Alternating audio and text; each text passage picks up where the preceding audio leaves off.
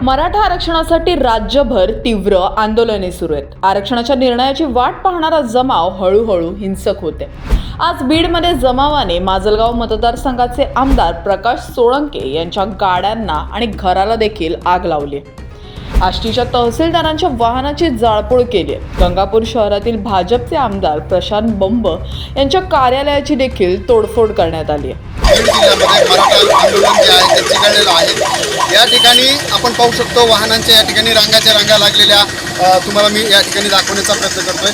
आणि विशेष म्हणजे बीड या ठिकाणी रात्री 2:30 वाजता आष्टीचे तहसीलदार जे आहेत त्यांची गाडी जाळण्यात आली। त्याच्यानंतर बीड जिल्ह्यातील माजलगाव मतदारसंघाचे आमदार प्रकाश सोळंके यांच्या घराची वाहनांची सहित जाळपोळ करण्यात आली। त्याच्यानंतर माजलगाव नगरपालिका ही सहित या ठिकाणी जाळण्यात आल्याचा एक धक्कादायक प्रकार समोर आलेला आहे। आणि अनेक वाहनांच्या या ठिकाणी जे आहेत ती रांगा या ठिकाणी लागल्याचं पाहायला मिळतं। अनेक ठिकाणी रस्ता रोको या ठिकाणी केल्याचं जे मराठा आंदोलक आहेत त्यांनी अनेक ठिकाणी रस्ता रोको केला। अनेक वाहनं अडवण्यात आलेत। अनेक प्रवाशांची गैरसोय या ठिकाणी होताना पाहायला मिळते। राज्यभर मराठा आंदोलक आक्रमक होत असताना सरकारने आरक्षण उपसमितीची बैठक घेऊन आपली भूमिका जाहीर केली आहे। यामध्ये ठोस निर्णय न घेता समितीला अंतिम अहवालासाठी पुन्हा 2 महिन्यांची मुदतवाढ दिली आहे। बैठकीत नेमका काय निर्णय घेण्यात आलाय पाहूयात। जस्टिस शिंदे साहेबांची जी कमिटी आपण गठीत केली होती जुन्या कुणबी नोंदी शोधण्यासाठी तपासण्यासाठी, त्या कमिटीने एक प्रथम अहवाल जो आहे तो आज आमच्याकडे सादर केलेला आहे। तो उद्या आम्ही कॅबिनेटमध्ये घेऊन तो स्वीकारून त्याचा पुढचं जे काही जी प्रक्रिया आहे ती आम्ही करणार आहोत। जस्टिस शिंदे कमिटीमध्ये जवळपास 1,72,00,000 कागदपत्रांची केसेसची तपासणी झाली आणि त्यामध्ये 11,530 कुणबी नोंदी, जुन्या नोंदी आढळून आलेल्या आहेत। आणि त्यांनी संपूर्ण सविस्तर अहवाल देखील सादर केला आणि फार जुने रेकॉर्ड तपासले। त्याच्यामध्ये काही रेकॉर्ड्स उर्दूमधले, काही मोडी लिपीमध्ये देखील सापडले। आणि पुढे देखील त्यांनी हैदराबादमध्ये जे जुने पुरावे, नोंदी, त्या कागदपत्रांसाठी विनंती केलेली आहे आणि त्याच्यामध्ये देखील त्यांचं म्हणणं आहे की आणखी काही नोंदी सापडतील म्हणून त्यांनी 2 महिन्याची आपल्याला सरकारकडे मुदत मागितली। आणि काम तसं बघायला गेलं तर त्यांनी खूप चांगल्या प्रकारचं काम केलंय। म्हणजे अनेक पुरावे तपासले, 1, 2, 3 असे 15-16 पुरावे तपासले। अतिशय डिटेलमध्ये त्यांनी त्याच्यामध्ये काम केलेलं आहे आणि म्हणून सरकारने त्यांना 2 महिन्याची जी काही मुदत दिली की त्यांच्या कामाचा आवाका आणि त्यांच्या कामातून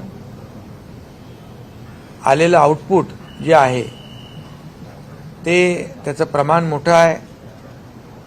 तरीसुद्धा त्यांना आम्ही सांगितलेलं आहे, विनंती केली आहे की 2 महिन्याचा अवधी असला तरीसुद्धा लवकरात लवकर आपला रिपोर्ट सादर करा, अंतिम रिपोर्ट। पण हे जे 1,73,00,000 कागद तपासलेत, केसेस तपासल्यात आणि 11,530 याच्यामधून नोंदी सापडल्यात, ही देखील एक समाधानकारक बाब आहे। आरक्षण उपसमितीला मुदतवाढ देऊन सरकारने या समितीच्या कामाचे तोंड भरून कौतुक केले। यावेळी सुप्रीम कोर्टात अडकलेल्या मराठा आरक्षणासाठी पुन्हा मिशन युद्धपातळीवर काम करणार असल्याचे आश्वासन मुख्यमंत्री एकनाथ शिंदे यांनी दिले। जे मराठा आरक्षण, मूळ मराठा आरक्षण जे आहे हे सुप्रीम कोर्टामध्ये जे रद्द झालं त्यावर देखील सरकार काम करतंय आणि क्युरेटिव्ह पिटिशनमध्ये सुप्रीम कोर्टाने ड्यू प्रोसेसमध्ये मॅटर लिस्टिंग करून आम्ही ऐकू अशा प्रकारचं एक विंडो सुदैवाने ओपन झालेला आहे आणि त्यावर देखील काम सरकारचं युद्धपातळीवर सुरू आहे.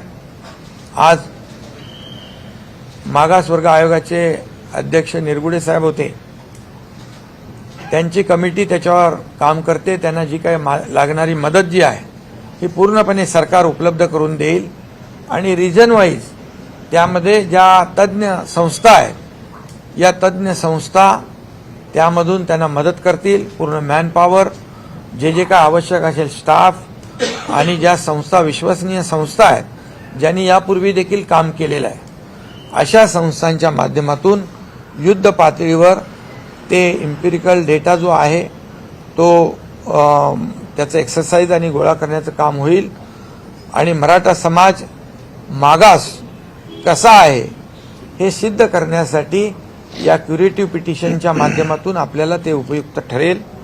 सरकारच्या भूमिकेवर मराठा आंदोलनाचे नेते मनोज जरांगे पाटील यांनी आपली भूमिका स्पष्ट करत सरकार महाराष्ट्रातील सर्वच मराठ्यांना सरसकट कुणबी प्रमाणपत्र देत असेल तरच आंदोलन मागे घेतले जाईल, अन्यथा आंदोलनाची तीव्रता वाढवणार असल्याची भूमिका घेतली. त्यांनी सांगितलं की प्रथम अहवाल आम्ही स्वीकारलाय, त्यानुसार आम्ही कुणबी प्रमाणपत्र द्यायला सुरुवात करतो.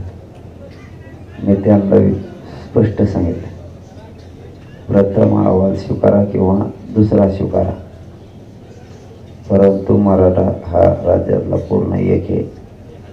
तुम्हाला ज्यांचे सापडले त्यांना देता येणार नाही तर ते आम्ही घेणार नाही. तुम्हाला सरसकट महाराष्ट्रातल्या मराठा समाजाला प्रमाणपत्र द्यावे लागतील. त्याच पद्धतीनं उद्याची राज्य मंत्रिमंडळाची बैठक आणि सगळे कलेक्टर महाराष्ट्रातले तुम्ही उद्या बोलवले पाहिजेत. याच पुराव्याच्या आधारावर महाराष्ट्राला पत्र देण्याचे. तर त्यांनी मला स्पष्ट कबूल केले की महाराष्ट्रातले सगळे कलेक्टर आम्ही उद्या बोलवतो. कारण आपली इच्छा एका भावाला द्यायची आणि एकाला द्यायची नाही अशी नाही आणि सरकारची सुद्धा तशी असायला नाही पाहिजे. कारण अर्धे महाराष्ट्रातले तुमचे आणि अर्धे राहिलेले सुद्धा तुमचेच. अर्ध्याला द्यायचं अर्ध्याला द्यायचं नाही. मी आंदोलन थांबवणार नाही. मी स्पष्ट सांगतो, सरसकट द्यावं लागेल याच्यावर मी ठाम आहे. पुन्हा एकदा सांगतो, तुम्ही जर अर्धवट नोंदीनुसार किंवा नुसतं मराठवाड्यात दिलं तर मला ते मान्य नाही. मी आंदोलन थांबवू शकत नाही. तुम्हाला सरसकट महाराष्ट्रातल्या मराठ्यांना आरक्षण द्यावं लागेल असं मी त्यांना बोललो. ते हा म्हणे. राज्यातील स्थिती पाहता सरकार काहीतरी ठोस भूमिका घेईल ही आशा आता फोल ठरली आहे. समिती, अहवाल, मुदतवाढ या पलीकडे आजही सरकारने कोणताही ठोस निर्णय घेतलेला नाहीये. सरकारची आजची भूमिका म्हणजे मराठा समाजाची फसवणूक असल्याची टीका मराठा आरक्षणाचे अभ्यासक डॉक्टर भारत पाटणकर यांनी केली. प्रत्येक गॅजेटरमध्ये त्या त्या जिल्ह्यातल्या कुणब्यांची संख्या दिलेली आहे. त्याची जनगणना 1881ला झालेली आहे आणि ती 1931पर्यंत जनगणना जातीनिहाय झालेली आहे. त्यामुळं ते जे आहे त्याच्या आधारावर तुम्ही GR काढू शकता की त्याच्यामध्ये जे रेकॉर्ड धरलेलं आहे त्याच्या आधारावर जे जे त्यामध्ये कुणबी म्हणून नोंद झालेले आहेत त्यांना कुणबी म्हणून सर्टिफिकेट देण्यात येईल असा GR आज संध्याकाळी सुद्धा काढू शकता तुम्ही.